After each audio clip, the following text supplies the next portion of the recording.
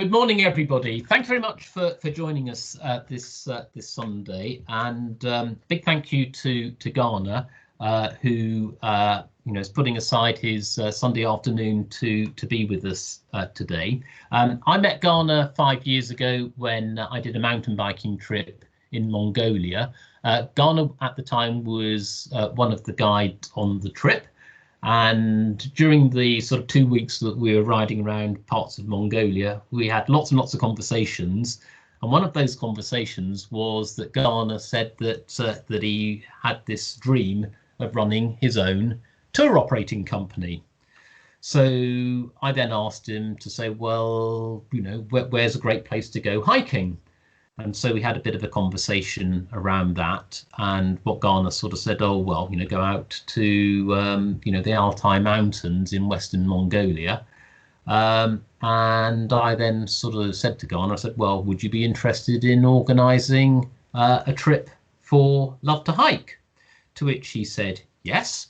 And 2 years later, 7 of us went to Western Mongolia on a trip that Ghana had organised. It was absolutely fantastic. Ghana did a superb job at the organisation of that. That trip was repeated in 2018.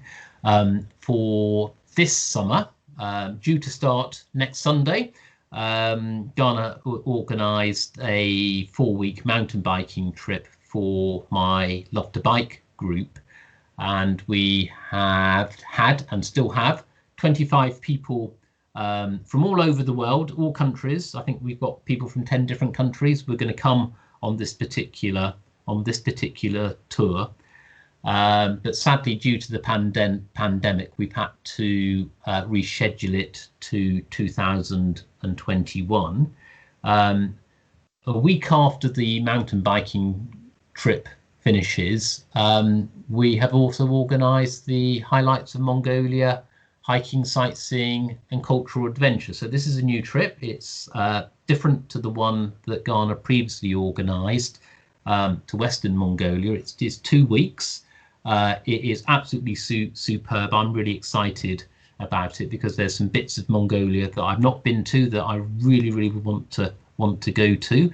We'll get the opportunity to hike in some of the most spectacular landscapes that you'll find anywhere on the planet.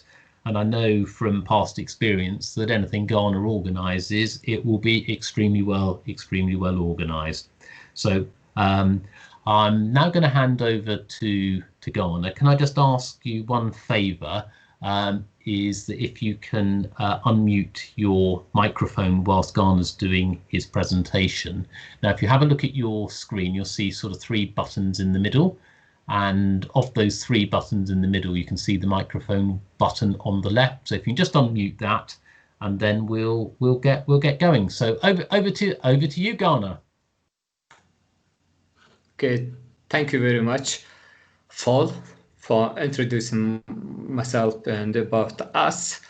And I'm gonna show you now our next year's presentation.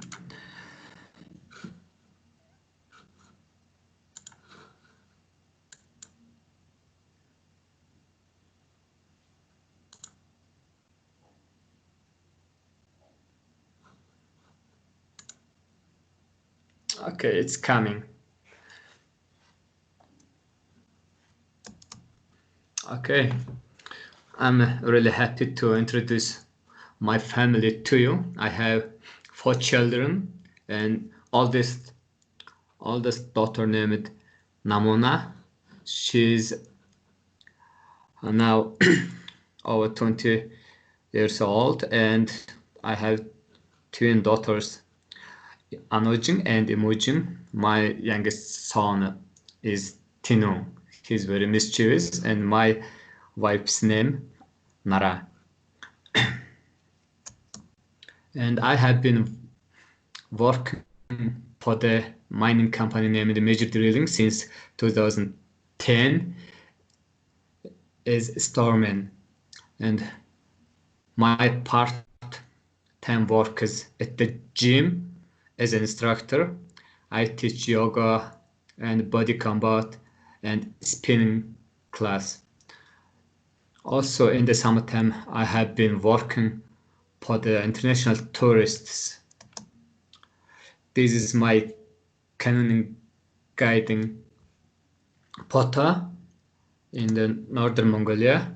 Okay, next, Pota is one of the western Mongolian hiking trip. Yeah, it's very high mountains and very fast rivers there. Very beautiful place. And also I have been taken some biking trips in central Mongolia, and I established it as a false advice. My company named Mongolia Dream Vacations in 2017. This is the photo fall. Paul is here. This is me. Yeah, we took 14 days biking trip. It was really absolutely fantastic. And there is a 3 wine. We usually go 3 wines with 3 cooks and 3 drivers. If it's our 10 tourists. This is one of my canoeing trip photo. It's close to the capital city of Ulaanbaatar on Tola River. Sometimes we visit local people, local nomads. This is one of the hiking trip in West Mongolia. We visited this nice, beautiful family. Okay, I'm gonna tell you about my lovely country, Mongolia. Mongolia is very vast and wide, big country, and capital city named Ulaanbaatar. Ulaanbaatar was 100 years ago like this. Okay, you can see that date on the screen. And after 100 years later, now modern city. This is taken same place. Now it's growing, developing city and country. This is the main square named Squatter. This is parliament and government building in at the central square. It's from other side. It's still at the square. Okay, now modern city.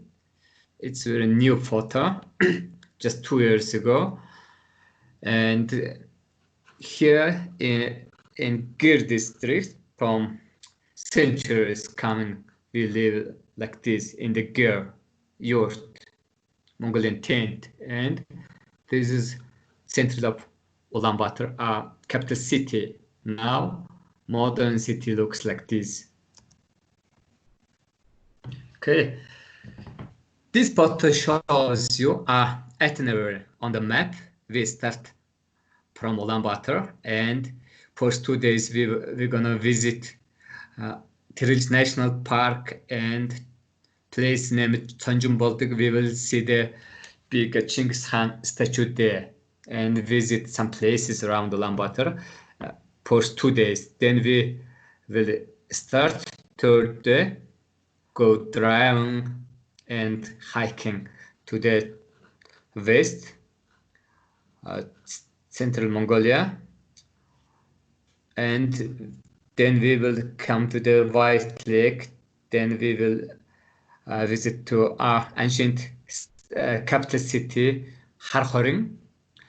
You probably say Karakorum, and then we go head to the southern side. In the southern area, there is a Gobi Desert. Then we will go back to Ulaanbaatar. Okay, next photo shows just normal nomads day in the countryside.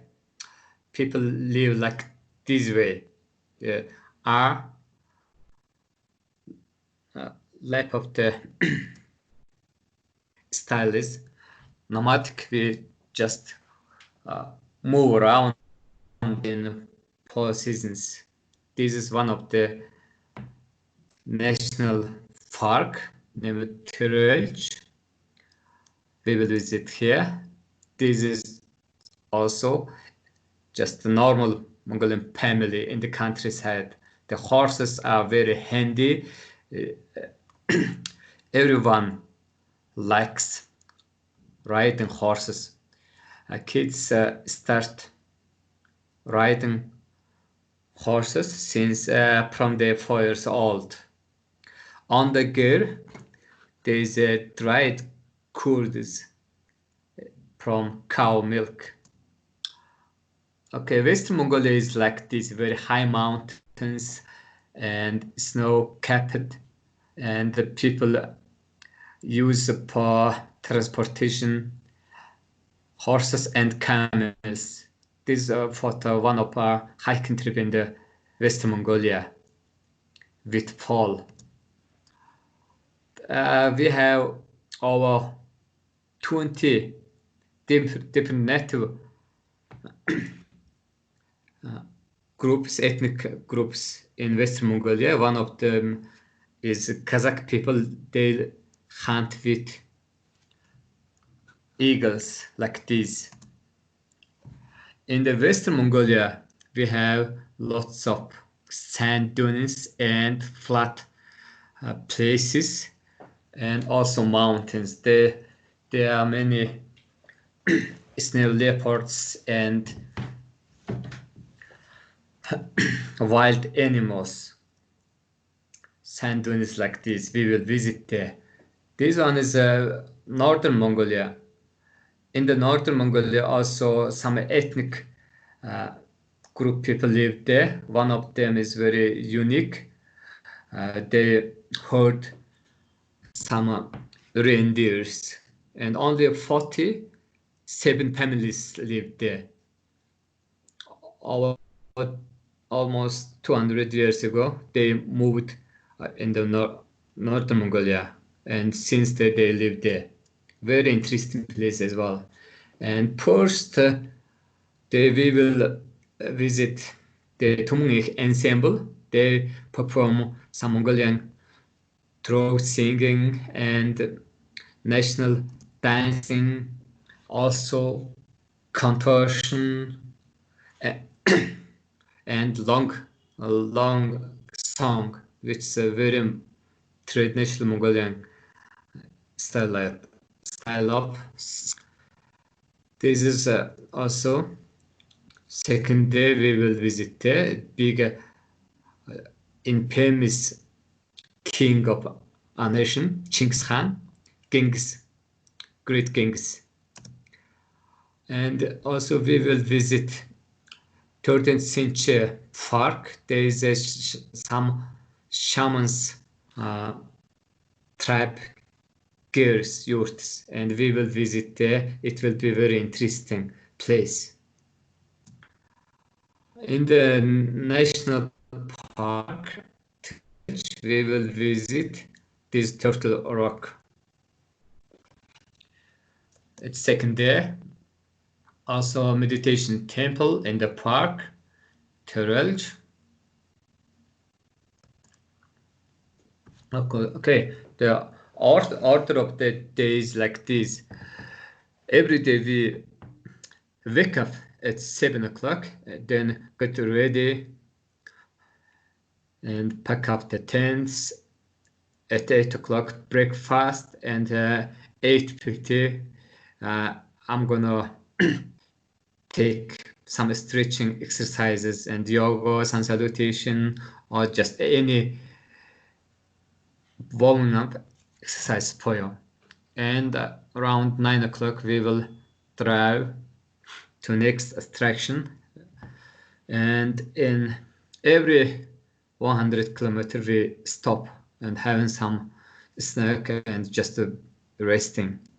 And around 1 p.m. we will have lunch, then drive to the next attraction again, and we will stop, of course, every 100 kilometer again. And before camping around there, we will hike 10 to 20 kilometers every day. And also I will give you some briefing about next day itinerary. And this is the central Mongolia. We will visit here as well. This is the Hunhan National Park. And also we will visit and see the people of the nomads, who, how live they are, and their culture, and who are they. We will visit, and we will get lots of information from them. It will be very interesting for you guys. And also, just outside of Ulaanbaatar, we will see there lots of eagles and vultures and big animal birds. Sometimes we can see, even if we are lucky, wolves or deers. This one is in the normal camping spot in the West Mongolia. Just a few hikers were there, and we camped like this: dining tent and toilet tent, also shower tent we use. There's a orange tents, shower tents, and that green tents, toilet tents for women and male. This is our toilet seat. It's strong enough to 250 kg person and tent. Very comfortable in the countryside. Our normal lunch time, we go eating like this way, sitting at the desk like this, and 2 cooks, or sometimes if it's bigger group, 3 cooks serve us.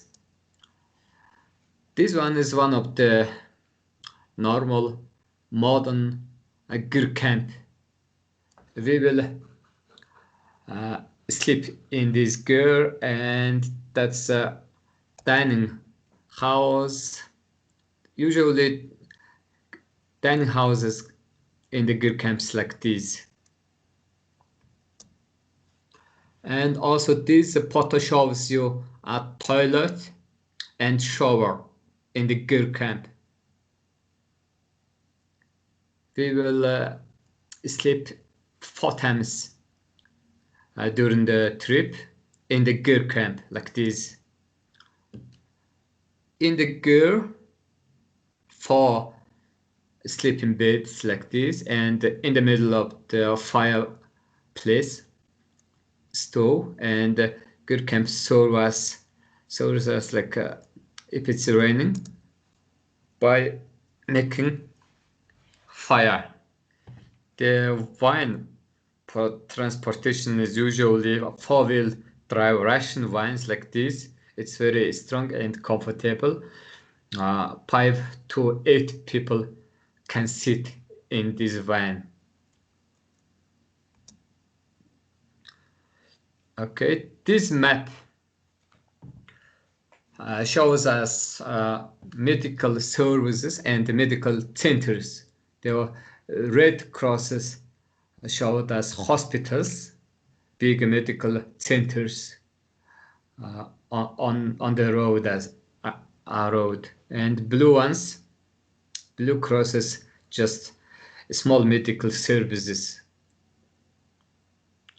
And we can easily reach there, and all drivers and staff, our team is very knowledgeable, already experienced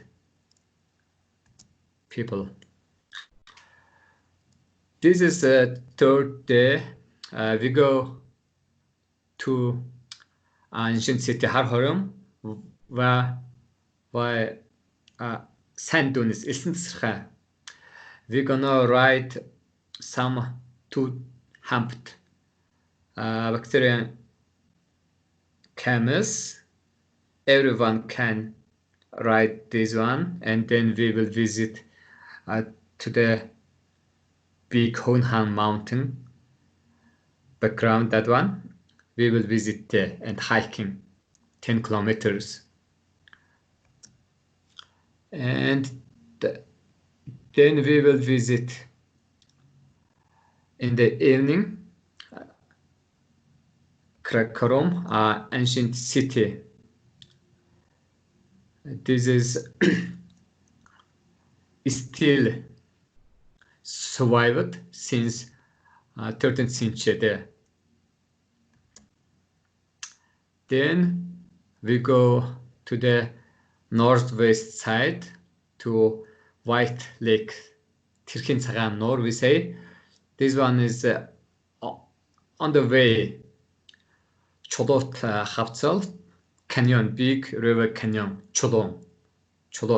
It's a really beautiful place.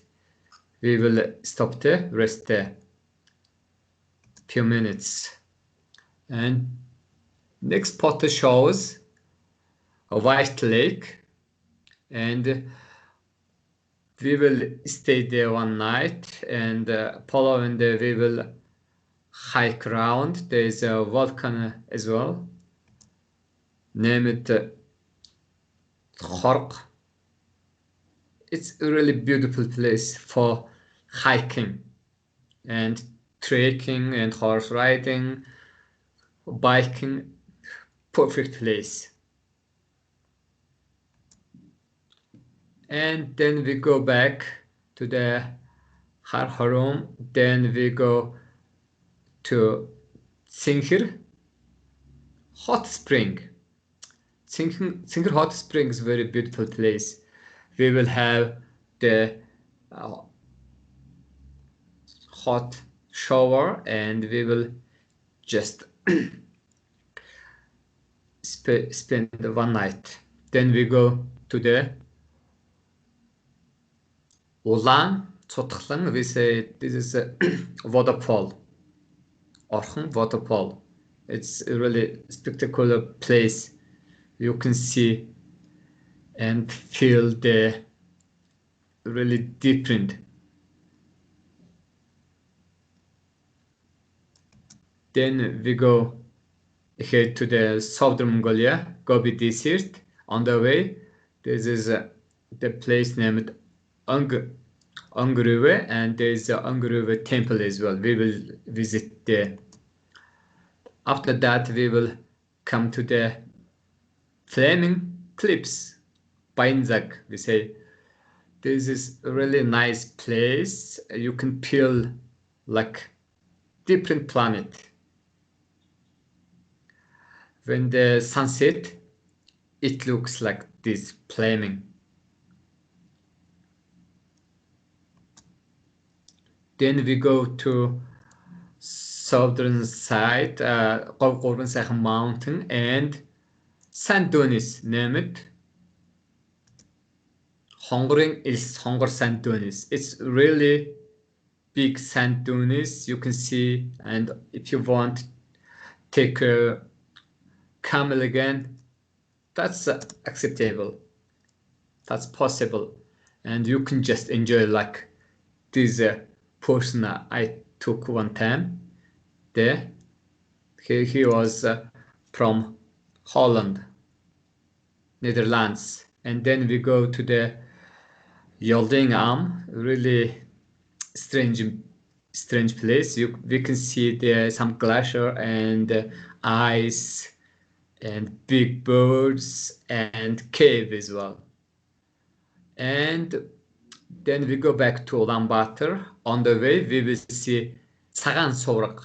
That means white stupa. It's a really interesting place as well. And on top that a hill, we can see a really beautiful view around. Then we go back Ulaanbaatar and come to the hotel Bayangol. Okay, thank you very much for watching my presentation. Okay, thank you for that, Garner. Garner's put a lot of work in, not only to the presentation but also in terms of dotting the I's and crossing the T's for all the various arrangements. And in the trip notes, there is a detailed day-by-day description of what we're doing on each and every day. And also after that, there is a lot of essential information which covers virtually everything you could ever possibly want to know. And that's just because we've organised quite a few trips now, so we sort of know most of the questions that people have. So we've already answered them in the trip notes. So those of you who've seen the trip notes, you will know that. Those of you who haven't seen the trip notes, I'll drop everybody an email. I'll circulate an email to people after this webinar, firstly with a copy of Garner's presentation and also the link to download the trip notes. So in total, if I remember correctly, Garner, we're going to cover just over 2,000 kilometers during the trip. Is that correct? Yeah. Remember? Yeah, that's correct. Yeah, so we're going to do about 2,000 kilometers in the vans. So the reason for the vans is it just enables us to get to see a lot of Mongolia in a relatively short period of time. We have about 150 kilometers of hiking whilst we're out in Mongolia. So there are 13 individual hikes on 12 hiking days. The shortest hike, I think, shortest hike is 5 kilometers. I think we've got 2 at 5 kilometers. So I think on that particular day, we probably do 2 hikes. And then the longest day's hiking is 20 kilometers. So this is a bit easier than a typical love to hike day where the minimum distance is 25k. So what this particular trip is it endeavours to strike a balance between getting to see lots of really interesting places that we can also hike around. Secondly, we get to see all the best parts of Mongolia. And thirdly, and really, really importantly, we get to get a really good feel of what life in Mongolia for the nomadic people are. And based on my previous trips to Mongolia, and this will be my 3rd visit to Mongolia, we're likely to be invited in by the nomads to come and look at their gers. Mongolians are just the most hospitable people you can ever hope to meet. Do you want to say a few words about that, Garner? Yes, in this city, living like me people, also even Mongolians like to visit in the countryside to the nomad families, and we like feeling the hospitality and friendly lifestyle. And yeah, in the countryside, people are awesome. They are very friendly and hospitality is awesome.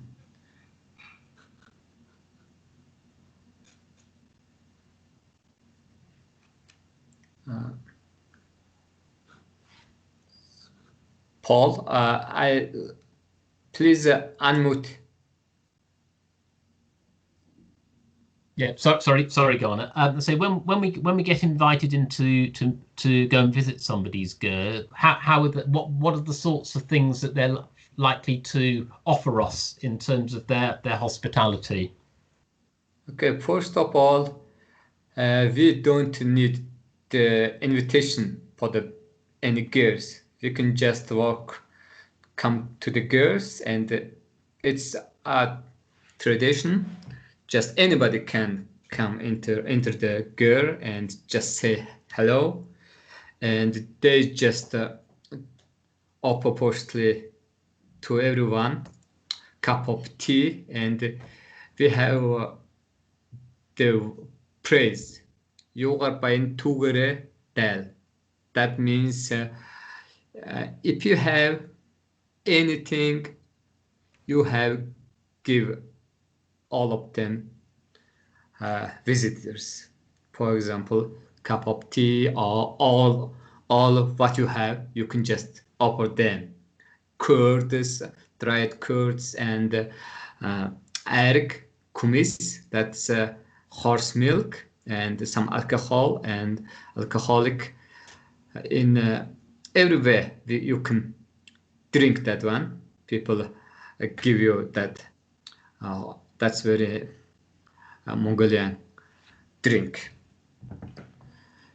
and also some cheese and boiled meat and some Mongolian food in the countryside.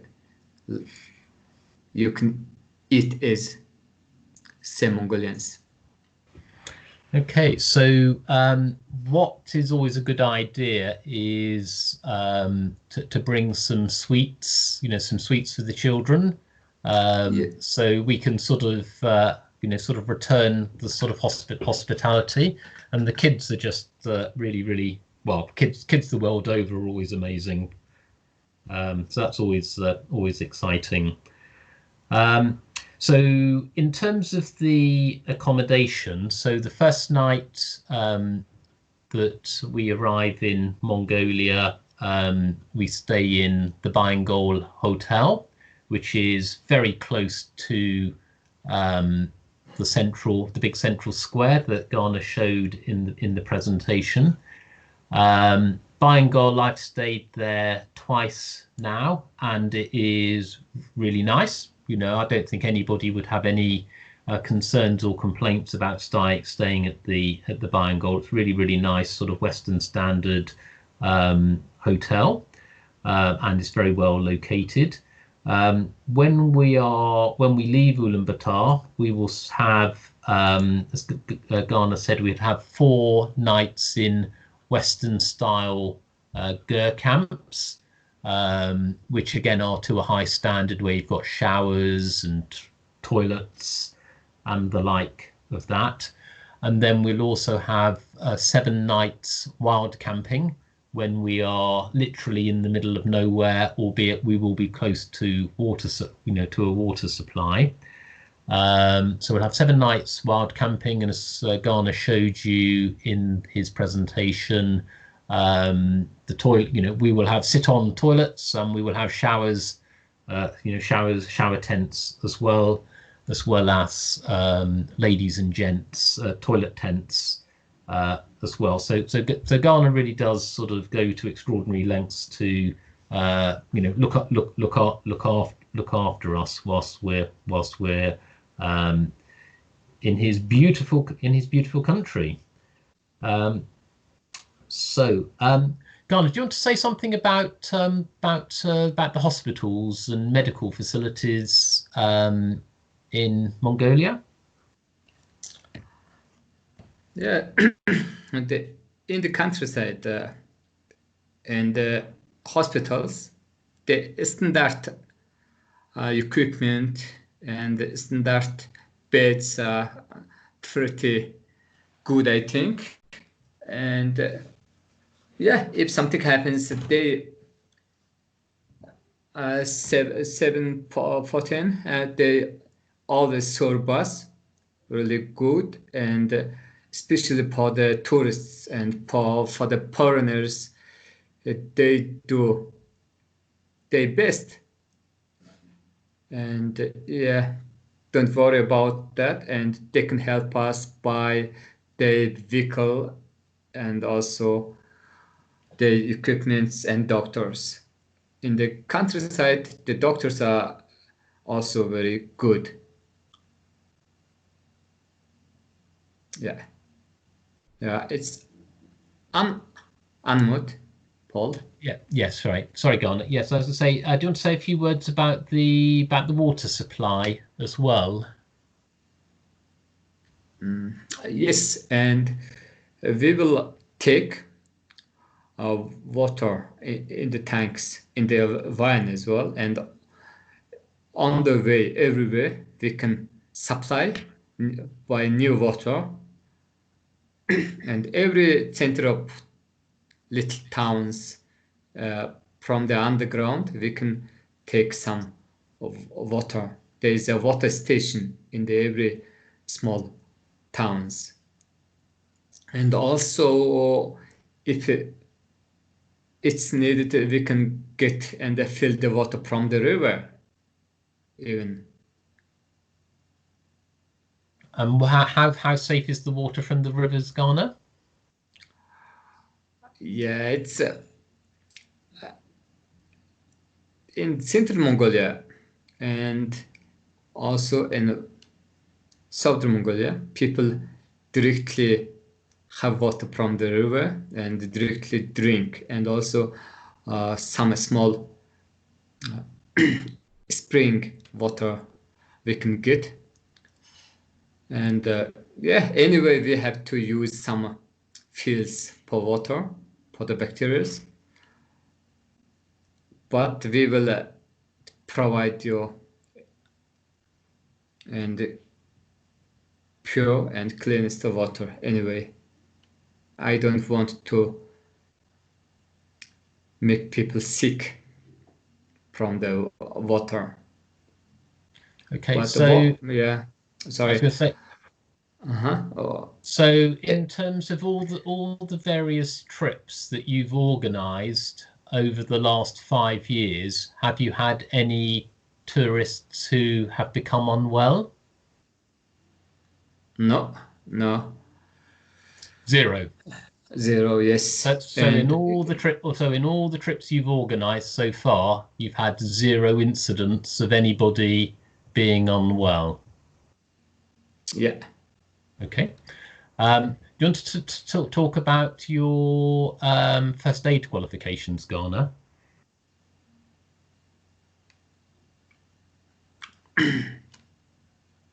Ghana, do you want to talk about your first aid qualifications? yes, yes, I have been uh, get certified from the Red Cross and other organization 3 times since almost 2003. I forgot, yeah. And yeah, I have my certifications and I can help people for them by my skill of the first aid. Yeah. So you're sort of fully first aid qualified. Can you talk to us about the safety of the vans and the vehicles that you'll be using on the trip? Yes, that's a very important thing because the some places are off-road and no highway and no tarmac, and all the team workers are crew. We have been made contracts. For example, drivers, they have to sign and they have to provide me the vehicle certification, and uh,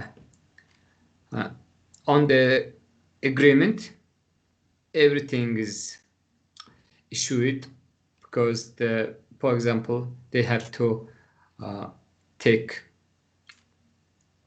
really good condition vehicle, and also they have to take some tools and parts they need, and of course every day they have to check pro start uh, check in,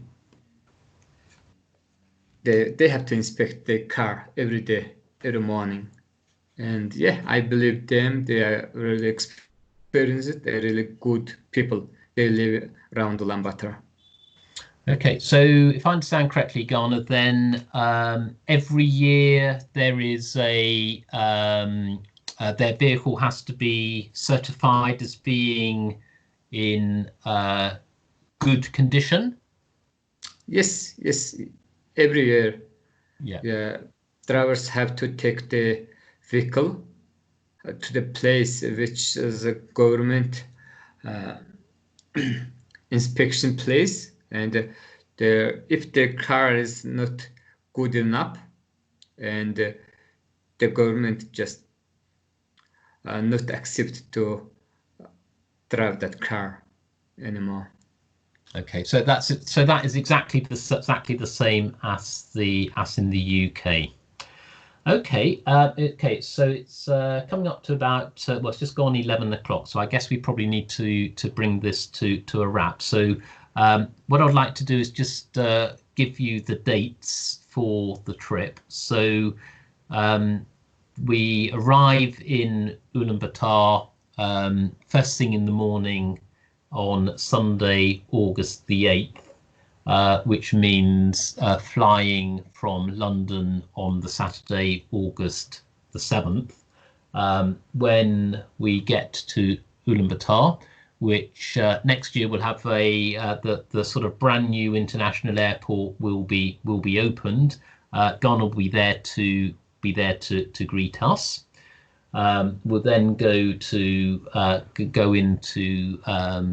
the centre of Ulaanbaatar and stop off at the Bayangols so we can sort of freshen up. And we finish in Ulaanbaatar 14 days later on Saturday, August the 21st.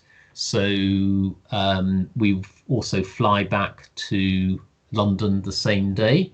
So the flight from memory sort of will leave Ulaanbaatar Airport around about 7 o'clock in the morning, and that will get us back into London Heathrow around about 1 o'clock on the same day, the same Saturday. So so it's essentially leave on Saturday the 7th to arrive in Ulaanbaatar early Sunday morning, August the 8th.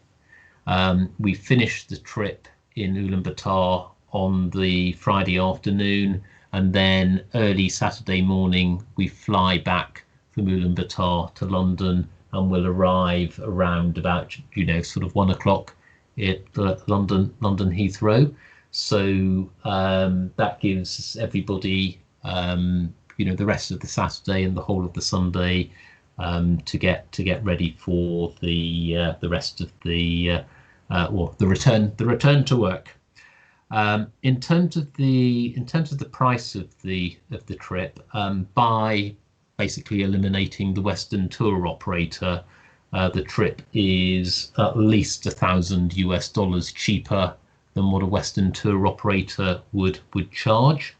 So the price of the trip is it's a £250 deposit, but that's reduced to £200 for early birds. So anybody who commits to the trip before, I think it's the 31st of January, the deposit is reduced from £250 to £200, and then there then is a balance to pay 8 weeks before we go to Mongolia, and that balance is $2,000 US. So really grateful to Ghana for having kept the pencil really sharp on the price of this trip. Okay, so is there anything else you'd like to add, Ghana? Not much.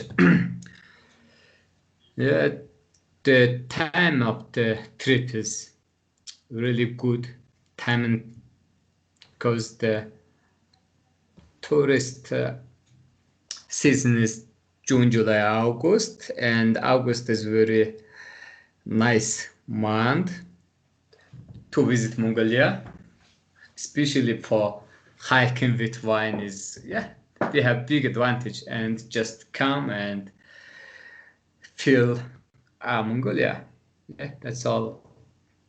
And what sort of temperatures can people expect during the day? And there might be a bit of a difference between might be a bit Night warmer and when we day. get well no just yeah well yeah night and day, and then also night and day when we get to the Gobi Desert.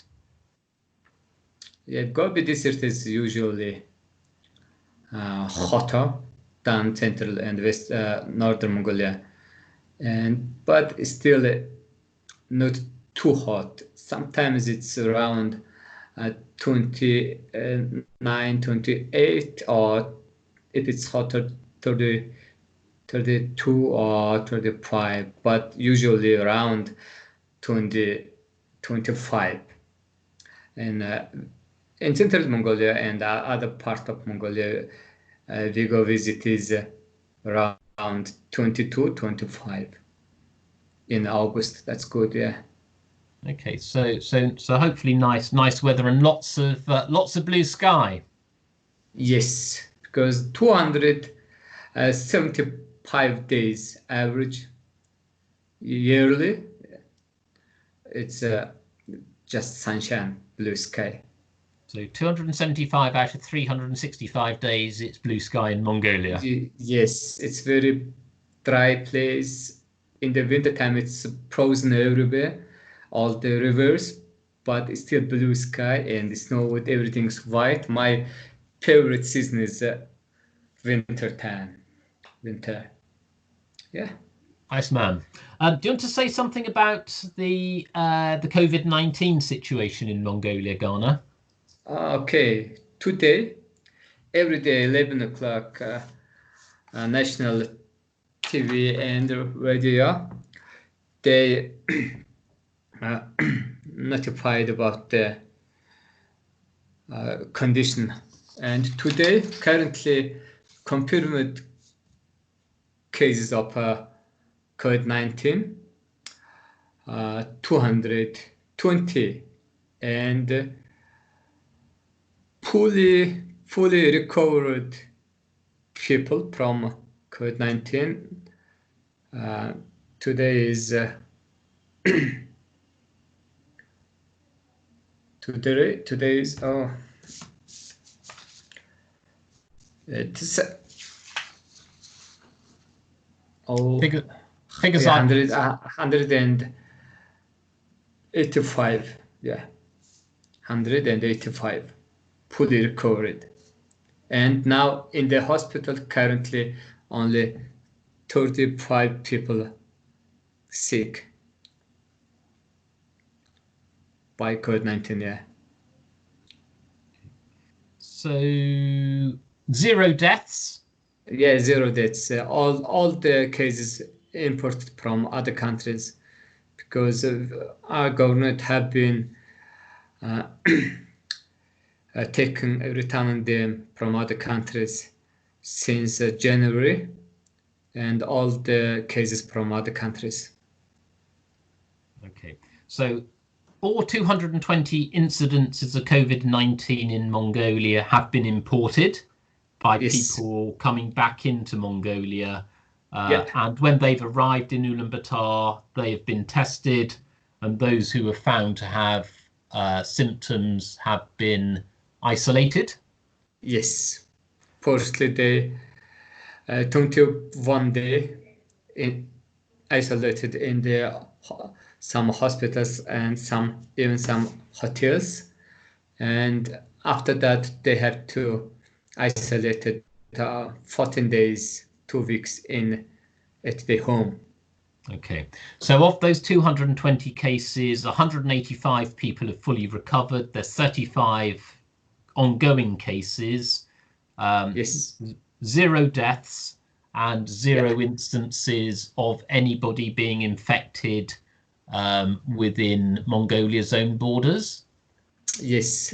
There is no secret about why government working like this. No deaths and not originated COVID cases in Mongolia.